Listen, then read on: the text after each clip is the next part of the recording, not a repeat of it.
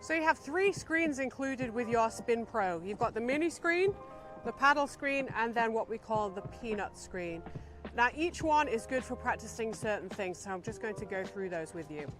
So you can see that the peanut screen is the largest one. What this is great for is practicing your spin, whether you're practicing top spin or you flipped it around and you're practicing slice. The reason for that is that your paddle is going to travel parallel up the back of the screen, and because it's a larger screen, obviously moving that paddle a further distance is going to help you learn to apply that spin. So this is the ideal one to use when you're learning that top spin or slice to begin with. So the paddle screen is great for practicing your contact point and your paddle angle. So you'll see that if I place my paddle here like I'm practicing a high top spin or roll volley, my paddle is at an angle, and the reason for that is if I'm striking the ball higher here, I'm not going to be holding it straight, so I'm not going to set that paddle in a straight line. I've actually got my paddle at about 45 degrees, which is natural to the contact point. So that's what the paddle is great for practicing.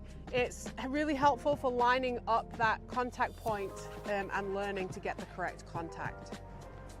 And lastly, we've got the mini screen. Now the mini screen is great once you've really learned to apply either your top spin or your slice and you want to hit more of a forward swing.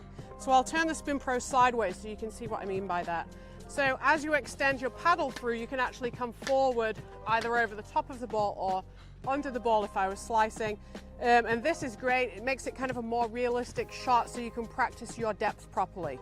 So I would suggest using this screen for practicing drives where you're really hitting through the ball, or perhaps a higher volley where you want to come over the top of the ball a bit more, and also that slice where you're extending through the shot slightly more.